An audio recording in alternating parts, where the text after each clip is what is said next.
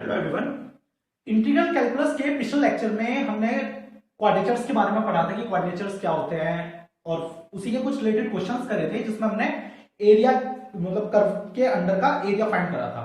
तो आज भी हम क्वाड्रेचर्स के बारे में ही पढ़ेंगे, लेकिन आज थोड़े उसके इंपॉर्टेंट क्वेश्चंस देखेंगे, ट्रिकी क्वेश्चंस देखेंगे, क्योंकि पिछले लेक्चर में हमने जितने भी क्वेश्चंस देखे थे वो सब में सिंगल कर्व के साथ हम डील कर रहे थे, लेकिन आज हम डील करेंगे मल्टीपल कर्व्स के साथ। मतलब एरिया ऐसा जो हमारा दो कर्व्स के बीच में बाउंड हो। पिछली बार का जो एरिया था वो कुछ इस तरीके का था, मान लीजिए ये हमारा प्लेन है और ये हमारा कर्व है, इसके नीचे का एरिया हमने फाइंड कर दिया। लेकिन इस बार की जो कंडीशन है वो कुछ ऐसी है कि एक कर्व ये रहा तो एक कर्व ये है और जो एरिया है वो इन दो कर्व्स के बीच में बाउंड है। हमें इस बार इस क्वेश्चन के साथ डील करना है। तो जैसे कि क्वेश्चन यहां पे लिखा हुआ है कि find the area of reason bounded by the parabolas y square बराबर 4x एंड x स्क्वायर बराबर 4ay। तो पैराबोलास हमें बनाने आते हैं, किस टाइप के पैराबोला हम किस तरीके से बनाते हैं, y y डैश। देखिए ये बन गया हमारा पहला, y स्क्वायर बराबर x स्क्वायर बराबर 4ay और एक बन गया हमारा ये y स्क्वायर बराबर 4ax। तो अब हमें इनके बीच में जो एरिया है यहां पर ये एरिया हमें फाइंड करना है। तो आइए देखते हैं किस तरीके से होगा। अब जैसे कि हमें पता है कि ये वाला पैराबोला हो गया हमारा y स्क्वायर बराबर 4ax और ये वाला पैराबोला हो गया हमारा x स्क्वायर बराबर 4ay।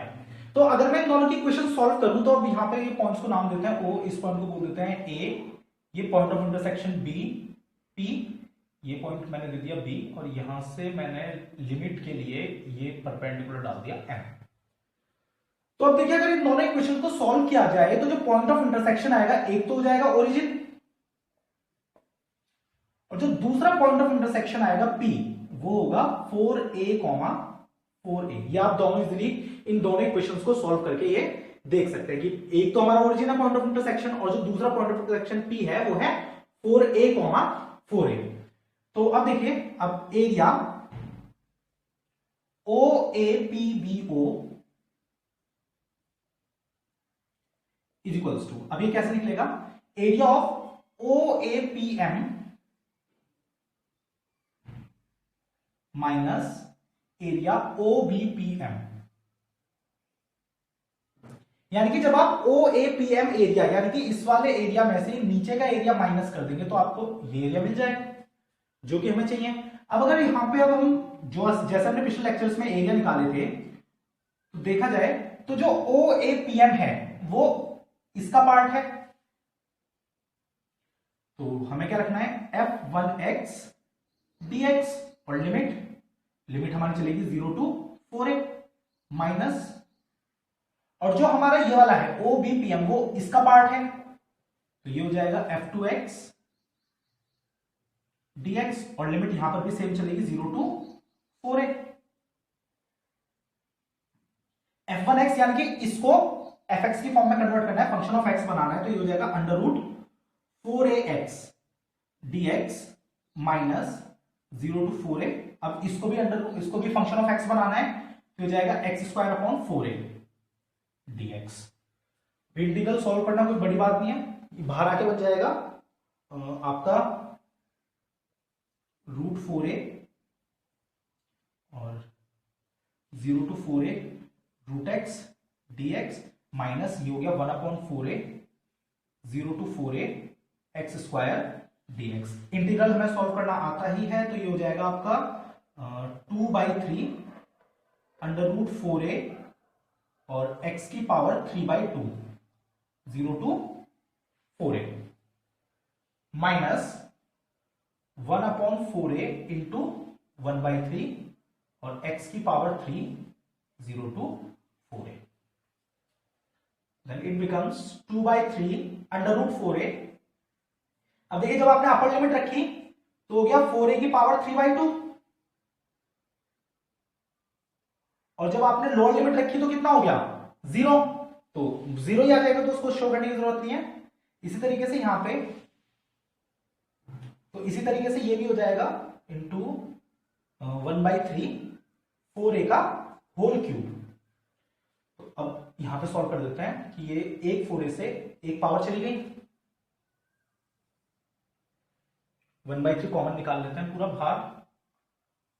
देन देखिए 4a की पावर 1/2 ये, 4a की पावर 3/2 ये, तो पावर ऐड हो जाएगी 1/2 प्लस 3/2 यानी कि 4/2 यानी कि 2। तो ये हो गया 4a का स्क्वायर और इंटू एक 2 चलेगा यहां पे साथ में ये वाला, तो ढंग से लिख देते हैं। ये हो गया 2 इंटू 4a का whole square and minus 4a square, 4a का whole square, then it becomes 1/3 into 16 टू जा 32a square minus 16a square. तो कुल मिला के जो हमारा आंसर आ गया वो आ गया 16a स्क्वायर बाय 3। तो यानी कि ये जो एरिया यहां बाउंड है दो पैराबोलास के बीच में, इनका एरिया है 16a स्क्वायर बाय 3। तो सिंपल सा क्वेश्चन था, सिंपल सी पैराबोला की इक्वेशंस थी यहां पर। अब देखते हैं पैराबोलास की थोड़ी अलग सी इक्वेशंस, कि यहां जो हमारे दोनों पैराबोलास थे उनके जो इंटरसेक्टिंग पॉइंट था वो ओरिजिन पे था। तो मैं अगला क्वेश्चन कुछ ऐसा ले रहा हूं जिसमें एक पैराबोला का जो वर्टेक्स है वो ओरिजिन पे ना होकर के कहीं दूसरी जगह है। किस तरीके से देखिए, अब देखिए जैसे दूसरा क्वेश्चन है कि find the area of reason bounded by the parabolas, कि यहां पर भी हमने दो पैराबोला लिया लेकिन इस बार जो पैराबोलास है उनकी इक्वेशन थोड़ी डिफरेंट है। पहले देखिए y बराबर x² और दूसरा y बराबर 4 - x²।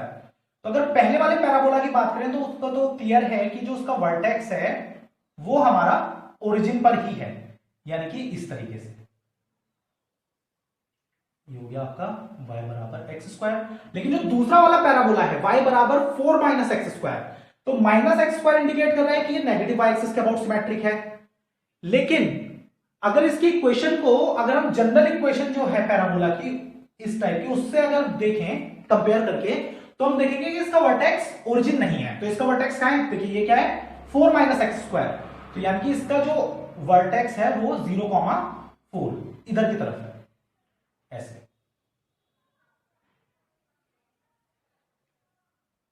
तो ये हमारा रीजन बना OABC जिसका एरिया हमें निकालना है। तो एरिया फाइंड करने के लिए लिमिट सेट करनी होगी और उसके लिए हमें चाहिए पॉइंट ऑफ इंटरसेक्शन, कि यहां पर पॉइंट ऑफ इंटरसेक्शन क्या बनेंगे। तो उसके लिए हम क्या करेंगे, जो हमारे पास ये गिवन इक्वेशंस हैं इनको सॉल्व करेंगे। Equation first, equation second. Now using 1 in 2, अगर फर्स्ट इक्वेशन को सेकंड में यूज कर दिया जाए तो हमारे पास क्या आ जाएगा, यानी कि y बराबर 2। अब इस y बराबर 2 को अगेन फर्स्ट में यूज कर दिया जाए तो ये हमारा क्या हो जाएगा कि x बराबर ±√2। तो यानी कि इस a पॉइंट के कोऑर्डिनेट क्या आ गए √2, 2, यानी कि जो हमारी x की लिमिट है वो 0 से लेकर कहां जा रही है √2 तक, 0 से √2 तक हमारी x की लिमिट जा रही है। ये हमारा पैराबोला हो गया y बराबर 4 - x² जो हमें दिया हुआ है। अब देखिए रिक्वायर्ड एरिया जो हमें फाइंड करना है, एरिया ऑफ OABCO किसके इक्वल होगा। अब देखिए हम क्या करेंगे, यहां पर अपना एरिया फर्स्ट क्वाड्रेंट में ही काम करवाएंगे, यानी कि हम कोशिश करेंगे फर्स्ट क्वाड्रेंट के एरिया को फाइंड करके हमारा काम हो जाए। तो वो यहां चल भी रहा है, दिख रहा है हमें कि दोनों ही पैराबोलास y एक्सिस के अबाउट सिमेट्रिक हैं। तो जितना एरिया y एक्सिस के उधर उतना एरिया y एक्सिस के इधर। तो इसको हम लिख सकते हैं 2 इंटू एरिया OABO। अब देखिए इसको हम किस तरीके से एरिया को तोड़ेंगे कि थोड़ा सा एरिया चला जाए एक पैराबोला के नीचे और थोड़ा सा एरिया चला जाए दूसरे पैराबोला के नीचे। देखिए इस एरिया की बात करें तो एरिया OBAM,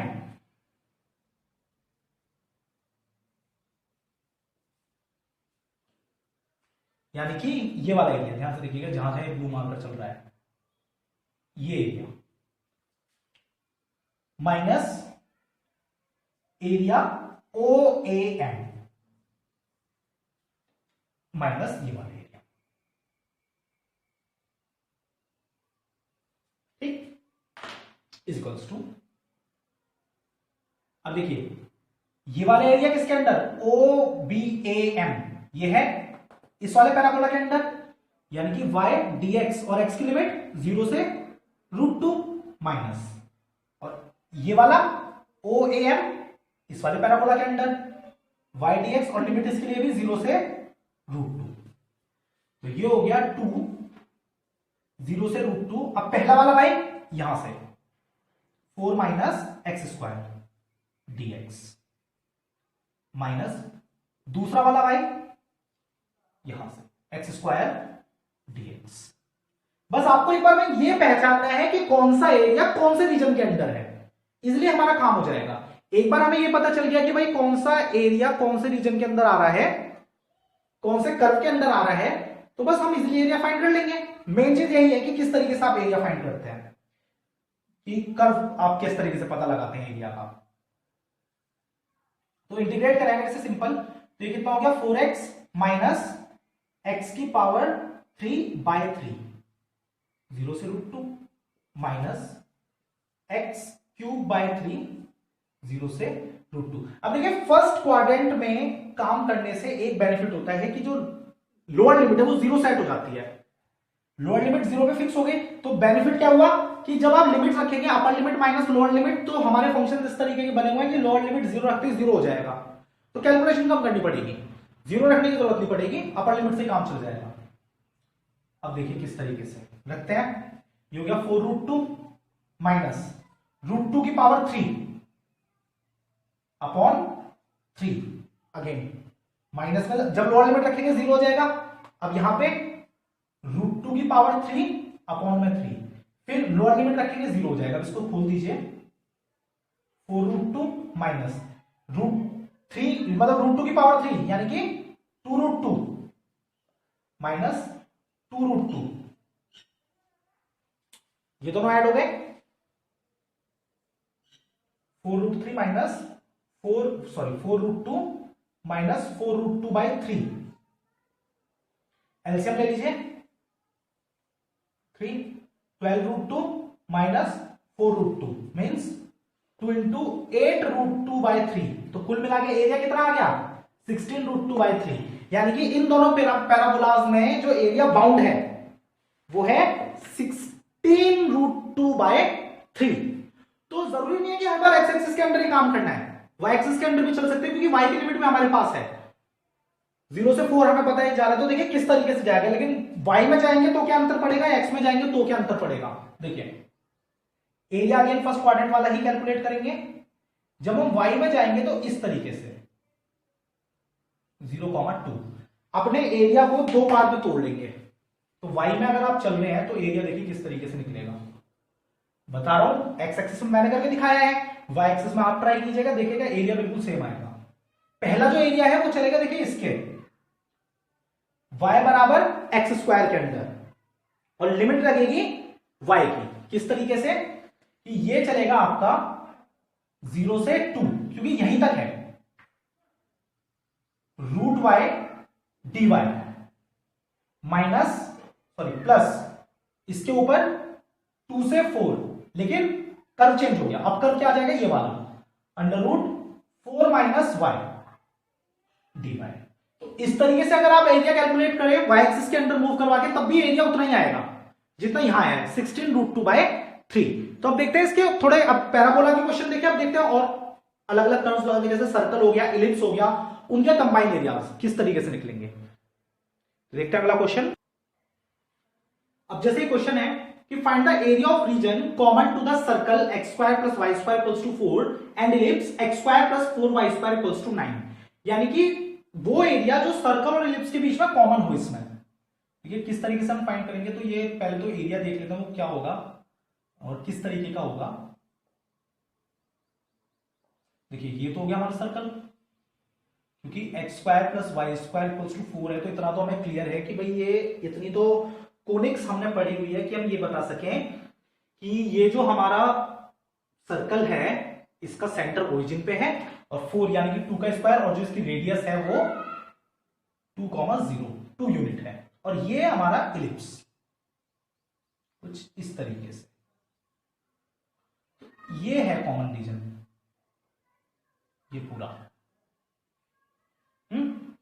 देखिए किस तरीके से हम यहां पर एरिया फाइंड करेंगे। यहां पे तो हम नाम दे देते हैं पॉइंट्स को, ये P पॉइंट, ये पॉइंट ऑफ इंटरसेक्शन हमने दे दिया यहां पे, और ये B, C पॉइंट हमने दे दिया, ये A पॉइंट, पॉइंट हमने दे दिया इस तरीके से। तो सबसे पहले हमें फाइंड करना है पॉइंट ऑफ इंटरसेक्शन। ये जो पॉइंट ऑफ इंटरसेक्शन P है ये क्या है? तो अगर मैं इन दोनों कर्व्स को सॉल्व करूं, पहला तो मेरी जैसे इक्वेशन है कि x square plus y square equals to 4 और दूसरी इक्वेशन है x square plus 4y square equals to 9। तो जब मैं इन दोनों इक्वेशंस को अगर सॉल्व करूं तो सिंपल मैं क्या काम करता हूं, यहां से एक्स स्क्वायर की वैल्यू उठा के यहां रख देता हूं। तो यहां से मेरी एक्स स्क्वायर की वैल्यू क्या आ जाएगी, यहां से एक्स स्क्वायर की वैल्यू अगर निकाली तो आगे 4 माइनस वाई स्क्वायर, उसको सीधा उठा के यहां रख दिया सेकंड इक्वेशन में। तो हो गया 4 minus y square plus 4y square equals to 9, यानी कि 3y स्क्वायर इक्वल्स टू 5, यानी कि y बराबर प्लस माइनस अंडर रूट 5/3। तो ये तो आ गई मेरी y स्क्वायर की वैल्यू। तो y स्क्वायर की, वैसे तो मैं लिमिट x की हम वैरी करवाएंगे, इस तरीके से चलते हैं। तो y स्क्वायर, y की वैल्यू ना निकाल के y स्क्वायर की निकालते हैं सीधा, ताकि हम उसे इजीली पुट कर सकें। तो y स्क्वायर आ गया 5/3। तो अब इसको अगर हम यहां रख दें x square equals to 4 minus 5/3 यानी कि 7/3, तो मेरी x की वैल्यू कितनी आ गई, प्लस माइनस अंडर रूट 7/3। तो मुझे तो एरिया, अगेन जो यहां पर मेरा एरिया है, देखिए क्या है यहां पर, जो हमारा एरिया हमें फाइंड करना है, इधर काम करते हैं। जो एरिया हमें निकालना है वो एरिया है हमारा, इस पॉइंट को भी कुछ नाम दे देते हैं, A P Q C D, area, और ये नीचे भी है पूरा। तो हम सिंपल क्या करेंगे यहां पे कि 4 इंटू जो रिक्वायर्ड एरिया है हमारा,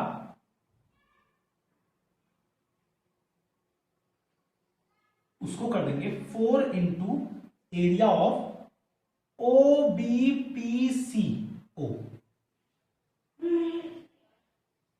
ठीक, कि भाई हम केवल फर्स्ट क्वाड्रेंट का ये एरिया निकालेंगे जो हमारा रिक्वायर्ड है, और इसको 4 टाइम्स यहां यहां यहां यहां 4 टाइम्स इंटू कर देंगे। तो कॉमन रीजन जो सर्कल और इलिप्स के बीच में कॉमन है वो हमें मिल जाएगा। तो अब देखिए किस तरीके से, तो 4, अब area O B P C O, देखिए किस तरीके से टूटा हुआ है। पहला एरिया अगर देखें, इसको हम दो पार्ट में तोड़ सकते हैं, area of O B P N जो कि इलिप्स के अंदर है, plus area P N P C जो कि सर्कल के अंदर है, इस तरीके से। तो एरिया आपको इस तरीके से चूज करना है ताकि आप इजीली वहां पे बता देख सकें कि कौन सा एरिया कौन से उसके अंदर आना है, कर्व के अंदर। दूसरा 4 इंटू बेनिफिट, यहां पे फिर से वही है कि फर्स्ट क्वाड्रेंट में कैलकुलेशन करने का बेनिफिट क्या है कि लोअर लिमिट 0 हो जाती है, लोअर लिमिट रखने की जरूरत नहीं पड़ेगी यहां पे हमें। अब देखिए 4, अब इसको देखा जाए इलिप्स के अंदर, तो इलिप्स की इक्वेशन क्या है ये, तो यहां से जो इक्वेशन है x square plus 4y square बराबर 9, एक्स एक्सिस के अंदर हम काम करना चाहते हैं, तो ये हो जाएगी y बराबर 1/2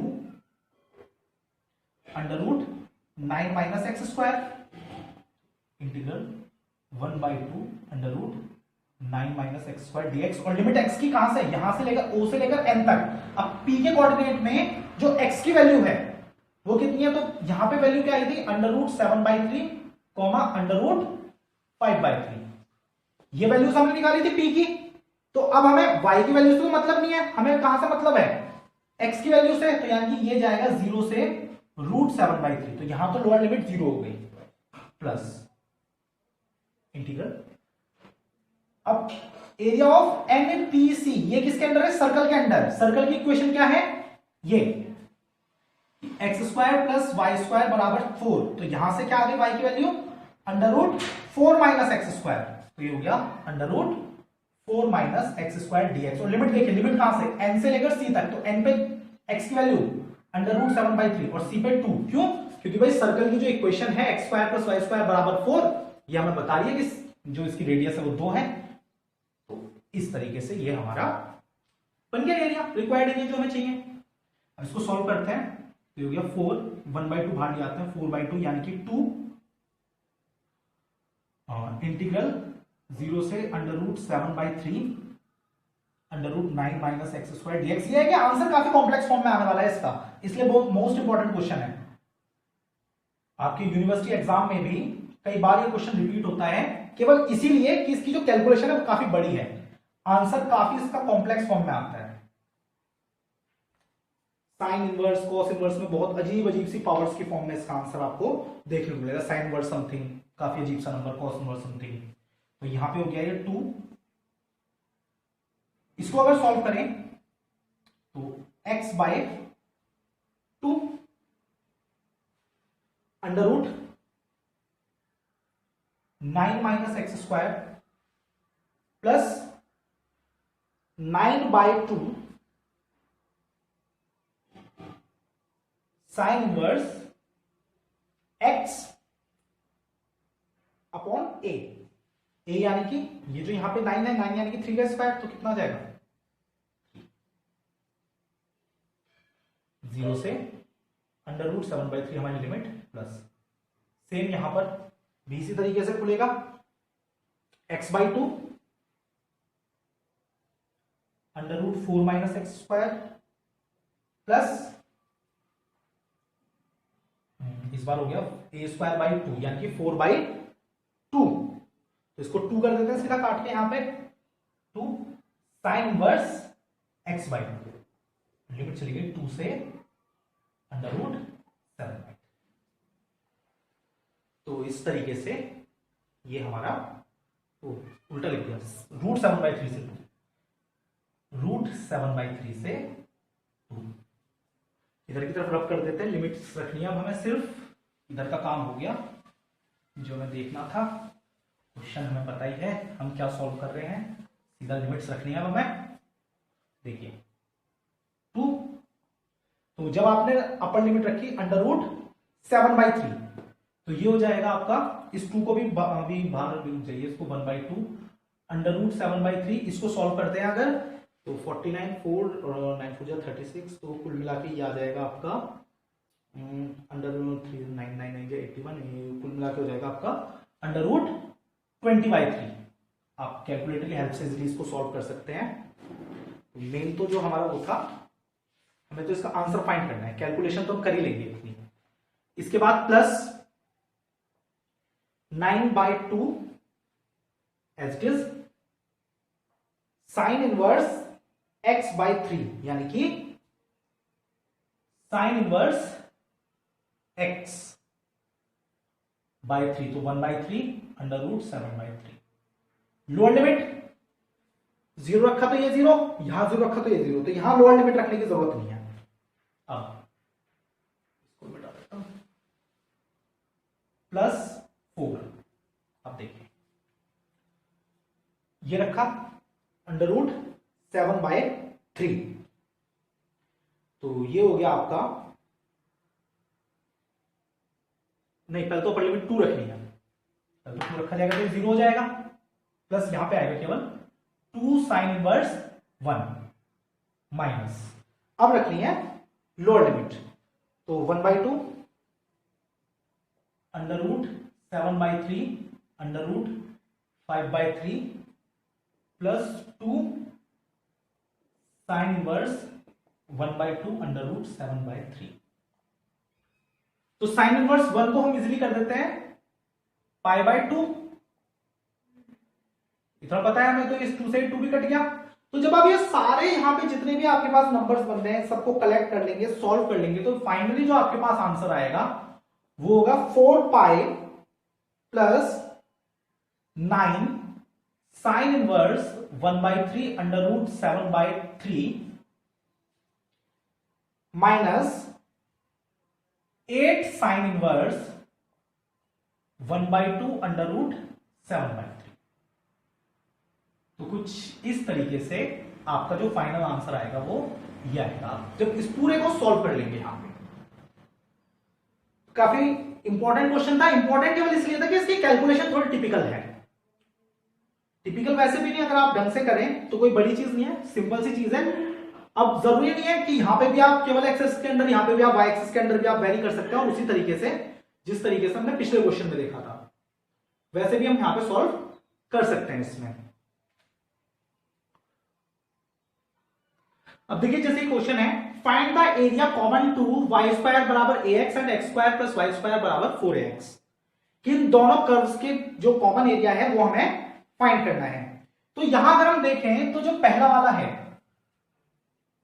वाई स्क्वायर बराबर ए एक्स, वो तो हमें क्लियर है कि वो एक पैराबोला है जो कि सिमेट्रिक है about x axis, positive x axis.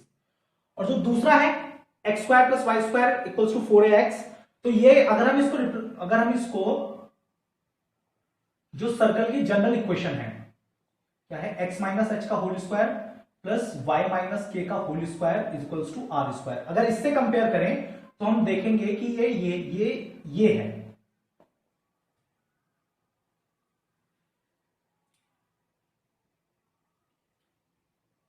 हाँ कि अगर हम इसको, हाँ सही तो बोला हमने, अगर हम इसको कंपेयर करें 2a का whole square plus equals to, अगर इससे कंपेयर करें तो हम देखेंगे कि ये इक्वेशन ये है। इसको सॉल्व कीजिए आप, x square plus 4a square minus 4ax plus y square 4x, ये कैंसिल, माइनस 4x इधर चला जाएगा, ये इक्वेशन बन जाएगी। मींस एक ऐसा सर्कल जिसका सेंटर हो 0, वो 2a, 0 पे और रेडियस हो 2a, यानी कि इस तरीके से कुछ आपका बन जाएगा। ये सर्कल है जिसका सेंटर है 0, 2a, 0 पे और रेडियस है 2a। तो ये हमें एरिया निकालना है जो कॉमन है, ये पूरा एरिया। तो यहां पे भी हम क्या करेंगे, पी पॉइंट दे दिया हमने, पी ए हमने घेर देंगे इसको, नीचे पी एन हम मान लेते हैं, ये इस तरीके से पॉइंट ऑफ इंटरसेक्शन हमें पता लग जाए। ये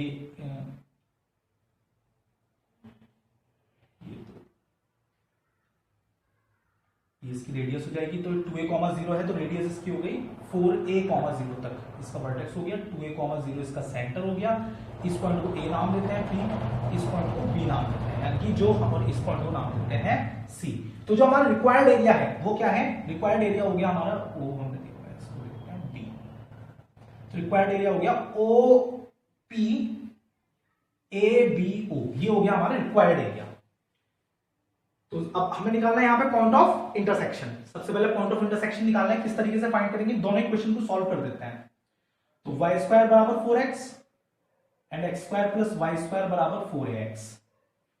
तो अगर मैं इस वाई स्क्वायर बराबर ax इसको यहां रख दूं तो मेरे पास x की दो वैल्यूज आ जाएगी, एक तो 0 और एक 3, यानी कि इसके कोऑर्डिनेट हो गए जो एंड पॉइंट है यहां, सेंटर की तो हमें कोई जरूरत नहीं है, एंड पॉइंट है, इसके कोऑर्डिनेट हो गए 3a, 0, यानी कि लिमिट कैसे वेरी करेगी, पहले 0 से 3a x की, फिर 3a से 4a।